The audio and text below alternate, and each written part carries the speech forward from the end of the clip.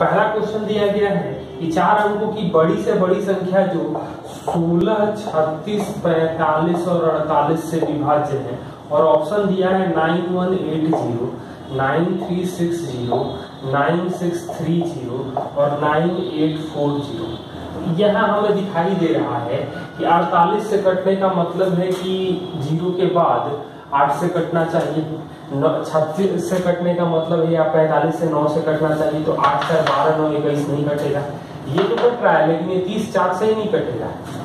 ये भी कट रहा है, ये भी 9 से कट रहा है, लेकिन ये लास्ट में 180 जो है वो 8 से नहीं कटेगा, तो यही आंसर हो जाएगा। आप लोग देख सकते हैं। नेक्स्ट क्वेश्चन 4 नंबर दिया गया है। 4 दिया गया है x बराबर 2 + 2 का पावर 1/3 + 2 का पावर 2/3, और कुछ हमसे पूछा गया है, ये बार बार पूछा जा रहा है, x³ - 6x² + 6x का वैल्यू क्या है। तो सबसे पहला तो हमारा काम ये है कि x - 2 क्यूब कर देंगे, 2/2/3 + 2/1/3, दोनों साइड मतलब क्यूब कर रहे हैं। तो अब क्यूब करेंगे तो हमें क्या मिलेगा, तो x³ - 8 - 3x × 2x - 2 बराबर, इसका क्यूब करेंगे तो 4, इसका क्यूब करेंगे तो 2, प्लस 3 गुणे, जब दोनों को गुणा करेंगे तो पावर जुड़ेगा यानी कि 2 हो जाएगा, 2/3 और 1/3 पावर 1 हो जाएगा। और जब दोनों को जोड़ा जाएगा इसका मतलब होगा x - 2 लिखना है, तो ये लिख सकते हैं x³, यहाँ 6x², ये प्लस 12x और प्लस 6x इधर है, तो ये प्लस 6x ही बचेगा।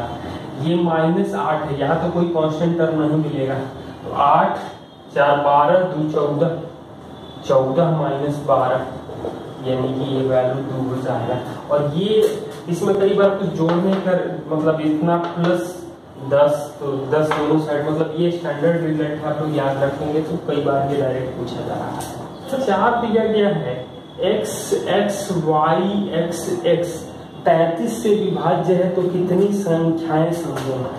इसका मतलब है कि सबसे पहले हम लोग यदि बात करें तो 2x + y और 2x का डिफरेंस जो होना चाहिए या तो 0 होना चाहिए या 11, तो y तो 11 नहीं हो सकता है, मतलब y को हर कीमत पे 0 होना पड़ेगा 11 से कटने के लिए।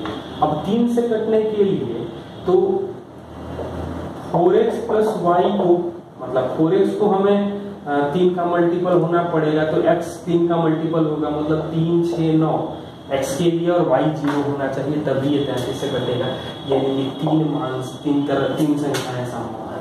क्वेश्चन नंबर 5 दिया गया है कि x y 2 3 5 3 से विभाज्य है, और x + y ≤ 5, तो कितने युग्म संभव है। तो 5 3 8 2 10, मतलब 2 हो सकता है x + y, या 5 हो सकता है। तो 2 होगा तो 1 1 हो सकता है, 2 0 भी हो सकता है,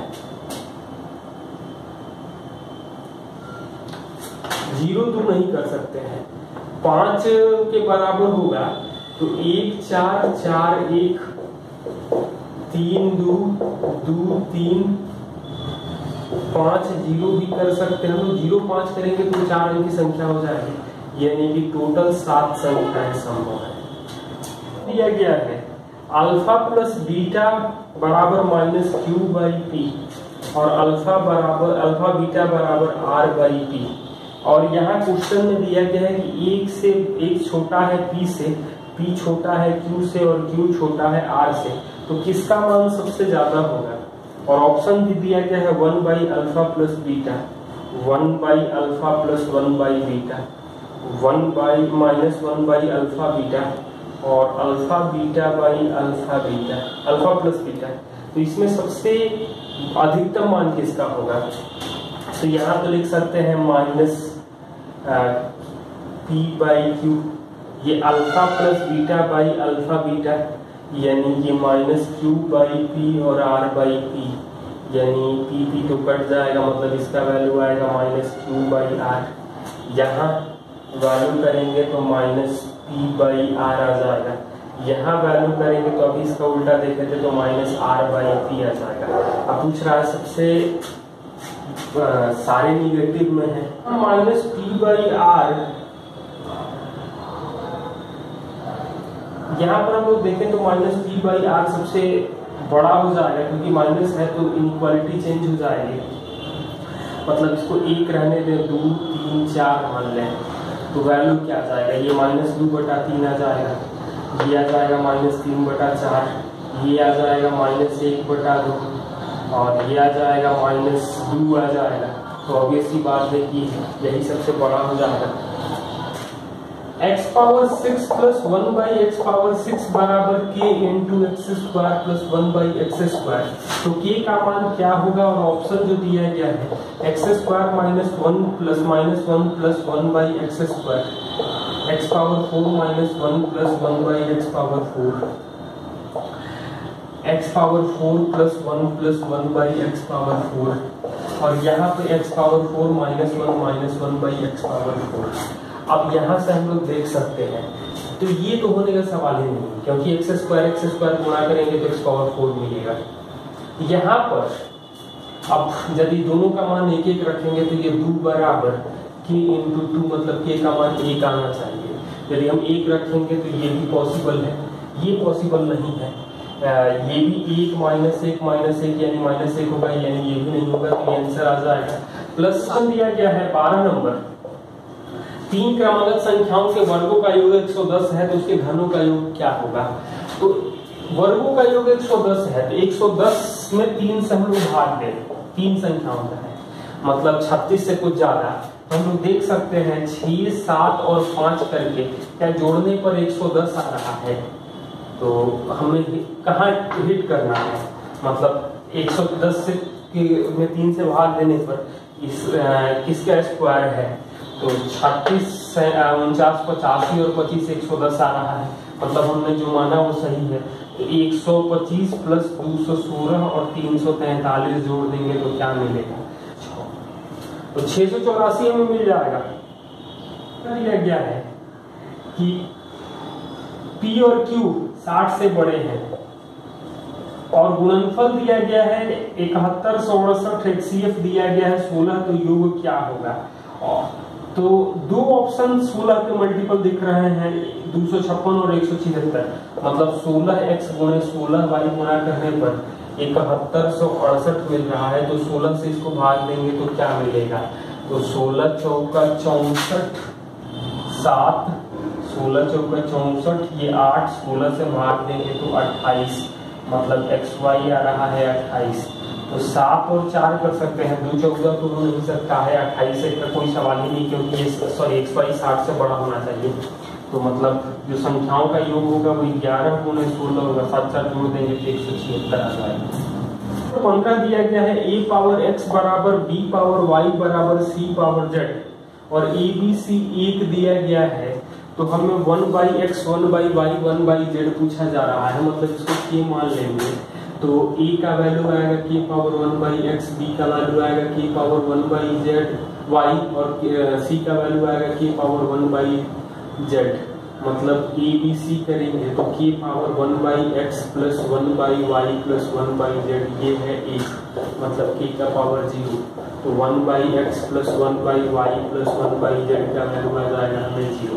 plus minus 1 plus minus 2 plus minus 3 और प्लस माइनस 4 में से एक बार दो पद लेकर सभी संभव संख्याओं के गुणनफल का योग क्या होगा। मतलब कि 1 minus 1 plus 2 minus 2 3 minus 3 4 minus 4, इसका स्क्वायर करेंगे तो हम लोगों को क्या मिलेगा।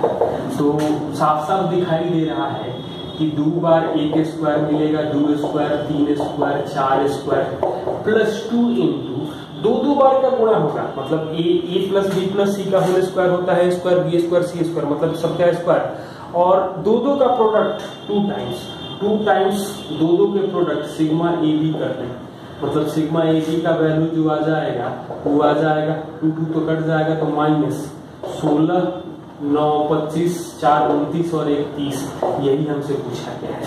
तो number 25, A B plus B C plus C A का मान 0 दिया गया है, और हमसे पूछा जो गया है वो B square minus C A into C square minus A B plus A square minus B C into C square minus A B plus A square minus B C into B square minus C A upon A square minus B C B square minus C A और C square minus A B इसका मान क्या हो जाएगा।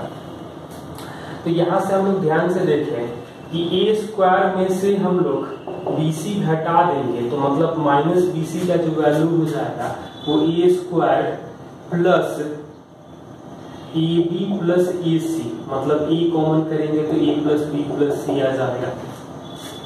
मतलब यहां हम लोग देख सकते हैं ए इंटू ए स्क्वायर में था तो ए था, बी स्क्वायर में होगा तो बी होगा, B into A plus B plus C, यहाँ into C A plus B plus C. मतलब हम लोग ये ध्यान से देखें तो B C plus C A plus A B common हो जाएगा, मतलब A plus B plus C के होल स्क्वायर के साथ कॉमन करेंगे तो ए बी बी सी सी ए बचेगा। नीचे में ध्यान रखेंगे तो हम लोगों को क्या मिलेगा, तो ए प्लस बी प्लस सी का होल क्यूब मिलेगा, तीनों में गुणा करना है, इंटू ए बी सी मिलेगा, ए बी सी मिलेगा तो स्क्वायर तो यहाँ से कट जाएगा, बचेगा क्या, तो B C plus C A plus A B जो है इसका मान तो 0 दिया गया है, मतलब वैल्यू पूरा 0 आ जाएगा। या एक तरीका ये था कि ए और बी का मान 1 2 रखेंगे तो कॉरस्पॉन्डिंग सी मिलेगा तो वैल्यू पुट कर सकते थे। क्वेश्चन नंबर 30 दिया गया है 1000 मीटर की दौड़ में ए बी को 150 मीटर से, ए बी को 150 मीटर से मतलब ये 1000 जाएगा तो ये 850 यानी कि 50 से भाग देंगे तो 20/17 कर सकते हैं। इसके बाद दिया गया है कि सी 3000 मीटर की दौड़ में सी डी को 400 मीटर से, सी डी को 400 मीटर से, इसका मतलब है कि इसमें रेशियो जो आएगा वो 3000 और 2600 मतलब 15:13 आ जाएगा। इसके बाद ये कह रहा है कि बी और डी की चाल बराबर है, बी और डी की चाल बराबर है, इसका मतलब है कि दोनों को 221 करेंगे एलसीएम 13 और 17 का, तो ये आ जाएगा। 17 से गुणा करेंगे तो 255 और ये 13 से गुणा करेंगे तो 260। अब हमें पूछ रहा है कि एक 6000 मीटर की दौड़ में सी से भाग लेता है तो ऑब्वियस ही बात है ये 255 है ये 260 है तो ए जीतेगा। अब यहाँ पर ध्यान रखना है, दो ऑप्शन दिया गया है ए जीतने का, दो ऑप्शन दिया गया है सी जीतने का, मतलब 260 मीटर के दौड़ में ये 5 मीटर से हरा रहा है तो 6000 मीटर की दौड़ में कितने से हराएगा, तो साफ साफ है कि 2600 मीटर की दौड़ में हराएगा 50 मीटर से, 5200 मीटर की दौड़ में हराएगा 100 मीटर से, तो 100 से थोड़ा सा ज्यादा आना चाहिए। और कितना ज्यादा आना चाहिए, दो ऑप्शन दिया गया है 250 मीटर और 115.38, तो 115.38 मीटर से ए जो है सी को हरा देगा।